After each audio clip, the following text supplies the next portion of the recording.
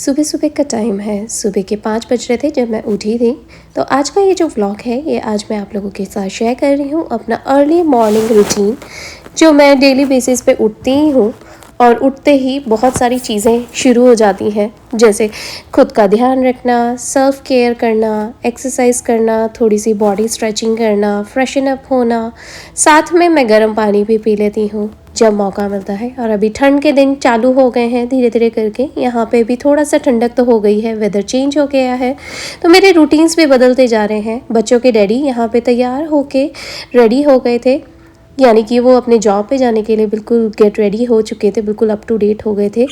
और बस उन्होंने मुझे बोला कि मेरा टिफ़िन पैक करके दे दो, तो बस यहाँ पे फटाफट से चाय, सैंडविच, उनका सूप वगैरह सब रेडी कर रही थी, जो वेजिटेबल सूप वो ले जाते हैं। और आज मैं उनके लिए बना रही हूँ वेजिटेबल सैंडविचेस। ये सैंडविच मेकर मैंने अमेज़ॉन से लिया है, इसका लिंक आपको नीचे डिस्क्रिप्शन बॉक्स में मिल जाएगा। पहले भी मेरे पास था, लेकिन जब हम लोग यहाँ पे टेक्सास में मूव हुए थे तब वो सफ़र के दौरान, यानी कि जब मूविंग के दौरान वो टूट गया था। तो मैं काफ़ी टाइम से सोच ही रही थी कि मैं लूँ, लेकिन पर यही होता है कि दूसरे कामों के चलते और दूसरे खर्चों के चलते बहुत सारी चीज़ें मिस ही हो जाती हैं। और मैं आपको बता दूं, जैसे जैसे फेस्टिवल का टाइम आ रहा है वैसे वैसे मैं और ज़्यादा जल्दी उठने लग गई हूँ। मेरी नींद भी जल्दी खुल जाती है। इनफैक्ट कितनी बार ऐसा होता है कि सुबह 4 बजे ही मेरी नींद खुल जाती है, यानी ब्रह्म मुहूर्त में ही मेरी नींद खुल जाती है। रात को जल्दी सो जाती हूँ। End of course I am a morning person. तो मॉर्निंग पर्सन जो एक बार उठ जाता है और वो बेड छोड़ देता है तो वो बार बार सो नहीं पाता है। तो ठीक वैसे ही यहाँ पे सुबह से जो मशीन की तरह लाइफ चालू होती है, बस वो ही करती जा रही हूँ और ढेर सारे काम आते ही जाते हैं जैसे ही उठते हैं।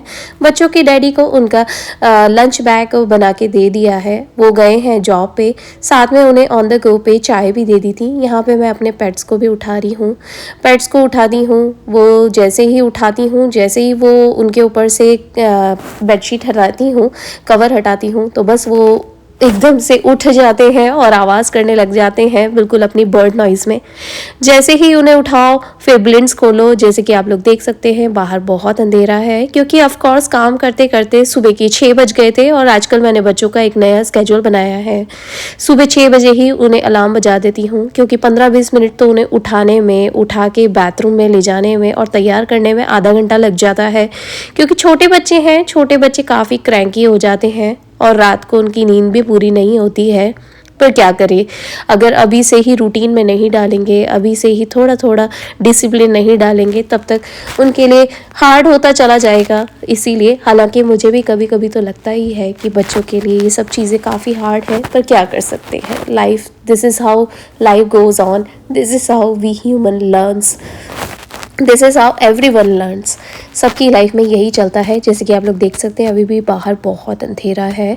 सुबह के 6:05 हो गए थे जब मैंने बच्चों को उठा के यहाँ बाथरूम में लेकर आई हूँ। आदि तो धीरे धीरे आ रहा है, प्रिशा को मैं पहले ही लेकर आ गई थी। प्रिशा अभी भी नींद में है, उसे मैं बोल रही थी चलो मॉर्निंग बाथरूम कर लो, मॉर्निंग शुशु कर लो। और आदि को भी मैं बार बार रिमाइंड कराती हूँ, फिर फेस वॉश कराती हूँ दोनों बच्चों का, दोनों को ब्रश लगा के दे देती हूँ, टूथपेस्ट लगा के दे देती हूँ। दोनों बच्चे करते जाते हैं और दोनों बच्चों के साथ बिल्कुल हल्का हल्का सा सुबह सुबह एक मॉर्निंग टॉक करती जाती हूँ, क्योंकि बच्चों के साथ ज़्यादा मॉर्निंग टॉक करो या ज़्यादा लाउड नॉइज़ में बोलो तो बच्चे काफ़ी ज़्यादा इरिटेट हो जाते हैं और ज़्यादा गुस्से में हो जाते हैं, काफ़ी पैनिक एंड काफ़ी एग्रेसिव से हो जाते हैं। क्योंकि बच्चों को एक नॉर्मल वॉइस में बात करना बहुत ज़रूरी है। और घर का माहौल जितना अच्छा रखा जाए सुबह से ही, अगर हम बड़े हैं हमें ही बहुत सुबह से अगर ज़्यादा लाउड नॉइज़ या चिल्ला चोट वाली हरकतें हो जाए या कोई चिल्लाने लगे तो हमारा ही मूड ऑफ हो जाता है। तो ये तो बच्चे हैं, बच्चे धीरे धीरे सीख रहे हैं, इसीलिए तो दोनों बच्चों को बिल्कुल कामिंग माइंड से तैयार करती हूँ, धीरे धीरे याद कराती हूँ कि we have to do our hair, we have to put cream, we have to do brush, we have to get dress, कौन सा कलर पहनना है। Aadi this is your glasses. मैंने ग्लासेस धो के रख दिए थे इसीलिए। और प्रिशा को भी बस यहाँ पे फेस पे क्रीम लगा रही हूँ। प्रिशा धीरे से लगा लेती है, हालांकि वो सीखने की कोशिश कर रही है। वो कभी कभी आदि की कॉपी करती है कि मैं खुद से ही क्रीम लगाऊंगी, लेकिन मैं उसे बोल देती हूँ I will get you ready. तो बस यहाँ पे आदि तैयार होके गया है, प्रिशा को तैयार कर दूँगी और दोनों बच्चों को दूध नाश्ता वगैरह सब करा के स्कूल में ड्रॉप करने के लिए जाऊँगी।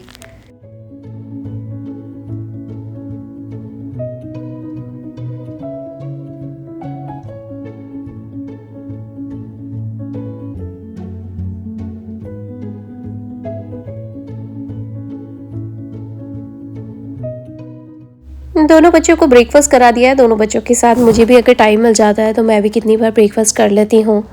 लेकिन होता ये है कि बस कभी मौका मिलता है, कभी मौका नहीं मिलता है। कितनी बार तो ऐसा होता है कि वेदर की वजह से भी प्रॉब्लम हो जाती है, या फिर सैटरडे संडे में तो बहुत ही ऊटपटांग सी हरकतें होती है। जैसे अगर संडे को अगर लेट सोना हो तो मंडे को लेट उठना होता है। हालांकि कोशिश तो ये करते हैं कि बिगनिंग ऑफ द वीक आप जल्दी उठो, लेकिन बच्चे हैं, बच्चों के साथ स्केड्यूल आप कितनी बार एक जैसा मेंटेन नहीं कर पाते हो। सब बोलने की बातें हैं, और बच्चों के साथ स्ट्रिक्ट रह के होगा भी क्या, क्योंकि अभी बच्चों की छोटी सी बॉडी है, छोटा सा माइंड है, और छोटी छोटी सी तो नींद होती है उनकी। इसीलिए हालांकि मैं जितना कर लेती हूँ कर सकती हूँ, लेकिन उसके बाद अगर धीरे धीरे वो सीखेंगे, अभी मैं उनके साथ इतना ज़्यादा बर्डन डाल दूंगी तो उनके लिए भी हार्ड एंड फास्ट हो जाएगा। और इनफैक्ट सबसे बड़ी बात, बच्चे आपसे ही डिटैच्ड होना शुरू हो जाएंगे कि आप इतना ज़्यादा हार्ड एंड फास्ट कर रहे हो उनके साथ। जितना हो रहा है, जितना चल रहा है, दैट्स इनफ। बाहर की साइड बहुत ज़्यादा बारिश हो रखी थी, रात से ही बारिश हो रही थी, और मौसम का ना कोई गारंटी नहीं होती है। सीरियसली, बच्चों को छोड़ने जा रही थी तब बारिश हो रही थी, बच्चों को छोड़ के घर ही आई थी, उसके बाद देखा तो थोड़ी थोड़ी सी धूप निकलने जैसी वो होने लग गई, बादल छटने लग गए। तो मुझे यही लग रहा था कि सुबह तो कुछ तो भी मौसम हो रहा है, लेकिन थोड़ा थोड़ा दिन में अगर अच्छा हो जाएगा तो मुझे बाहर जाना है। बाहर मुझे जाना था क्योंकि डॉक्टर अपॉइंटमेंट लिया था। डॉक्टर अपॉइंटमेंट मैंने रेगुलर चेकअप के लिए लिया था, जो कि मेरा ईयरली बेसिस पे होता है। पहले भी करवा चुकी हूँ, लेकिन एक बार का फिर रिमाइंडर आ गया था, तो मैंने कहा चलो फिर से चेकअप करवा लेते हैं। जिस रास्ते से मैं जा रही थी वो सीरियसली इतना खूबसूरत है कि मुझसे रुका ही नहीं गया। मुझे ऐसा लगा कि ये प्यारा सा जो रास्ता है, सफ़र है घर से लेके डॉक्टर ऑफिस तक का, वो भी इतना खूबसूरत है कि उसे कैमरे में कैद करूं। दोनों साइड इस तरीके से पेड़ है, और एक beauty of the Texas is like कि यहाँ पे काफ़ी पेड़ हैं, क्योंकि गर्मी बहुत होती है तो नेचुरल कैलामिटीज़ के चलते यहाँ पे पेड़ पौधे काफ़ी लगा के रखे हैं ताकि एक छाँव सी बनी रहे। ये भी एक अपने आप में ब्यूटी है। आई डोंट नो लोग क्या चीज़ देखते हैं, पर मुझे ये चीज़ अच्छी लगती है। मैं हर चीज़ में कोशिश करती हूँ कि इस तरीके से देखूँ, इस तरीके से देखूँ। हालांकि मैं भी इंसान हूँ, धीरे धीरे सब सीखते हैं, धीरे धीरे सबका नज़रिया बदलता है। ठीक वैसे ही यहाँ पे डॉक्टर अपॉइंटमेंट हो गया था, तो मैंने सोचा कि लगे हाथों मैं वॉलमार्ट भी चली जाती हूँ। वॉलमार्ट में मुझे कुछ ज़्यादा काम तो नहीं था, लेकिन जो इम्पोर्टेंट काम था वो आज मैं आप लोगों के साथ शेयर ज़रूर करूँगी। ओह माय गॉड, जैसे ही मैं इस वाले वॉलमार्ट पे गई हूँ, आज मैं डिफरेंट लोकेशन वाले वॉलमार्ट पे गई थी। मैं आपको बता दूँ, ये इतना नीट एंड क्लीन था यार। मैं इतनी बार इतनी सारी मल्टीपल प्लेसेस पे गई हूँ, हार्डली मुझे कोई वॉलमार्ट साफ सुथरा, neat and clean, well organised, well maintained दिखाई दिया होगा।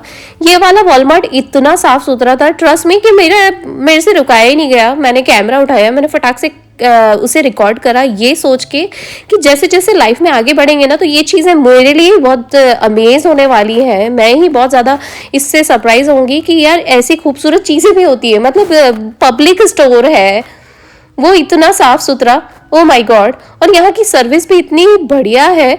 मुझे फोटोज निकलवाने थे, वो फोटोज भी मैं आप लोगों को घर जाके दिखाऊंगी कि आज मुझे किस तरह के फोटोज बनवाने हैं। ऑफ कोर्स फेस्टिवल का टाइम चल रहा है, तो कुछ कुछ प्रिपरेशंस तो करनी ही पड़ेगी। हर साल मैं कुछ ना कुछ करती हूँ, तो इस बार मेरे मन में कुछ और आया, तो मैंने आज इस बार कुछ और नए तरीके से करने की कोशिश करी है।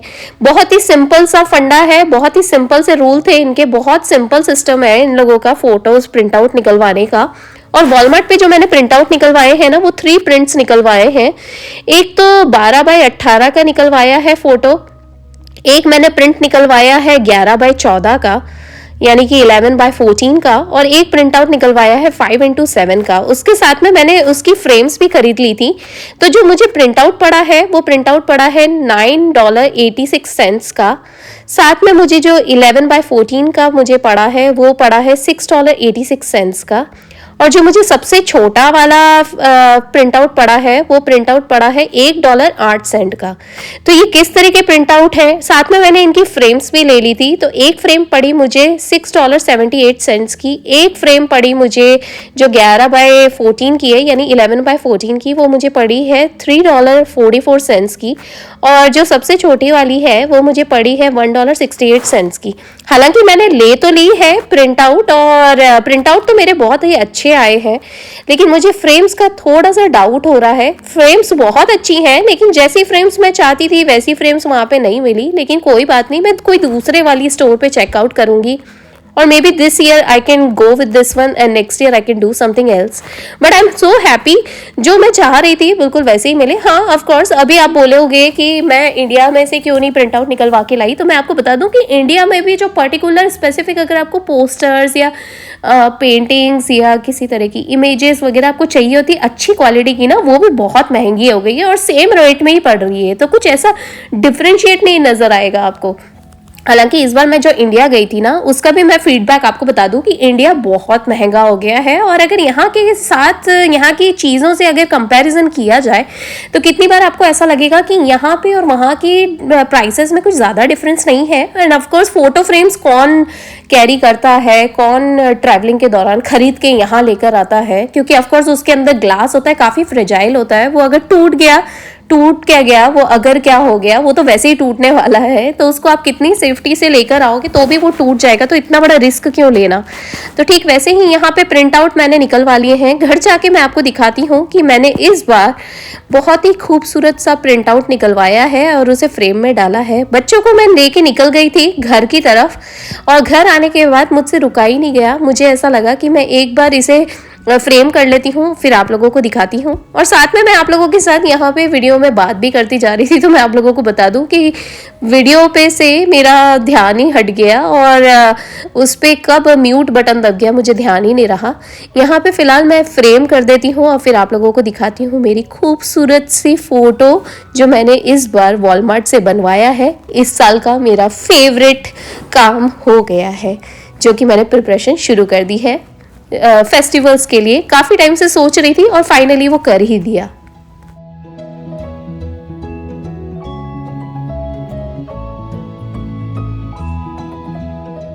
दिन भर के काम करते करते कहाँ टाइम निकल जाता है पता ही नहीं पड़ता है। बच्चे आ गए थे, बच्चों को मैंने अपने काम में लगा दिया था, उनका स्नैक टाइमिंग वगैरह सब कर दिया। वो बैठे बैठे अपना स्नैक टाइमिंग कर रहे थे, तो आज मैंने सोचा कि फटाफट से ये फ्रेम कर देती हूँ और देखती हूँ। देखने के बाद मैं सच्ची बताऊँ मेरी निगाह ही नहीं हट रही थी, और आज मैं जब आप लोगों के साथ ये शेयर करूँगी तो सच्ची में आप लोगों का खुद का ही मन हो जाएगा कि आप लोग भी इस तरह की एक फ्रेम बना लें। सच्ची में कुछ चीज़ें ऐसी होती है लाइफ में कि आप सोचते कुछ और होता कुछ और है।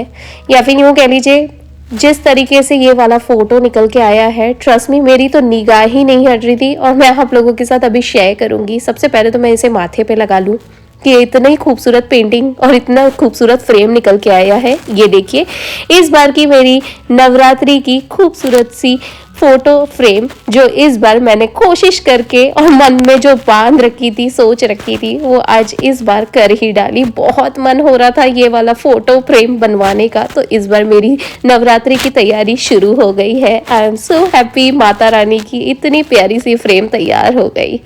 सच में ये वाला फोटो मैं सच में दिल में रखती थी, आज निकल के आया है सामने ही सामने। मुझे बहुत अच्छा लग रहा है। जय माता दी, जय मां अम्बे।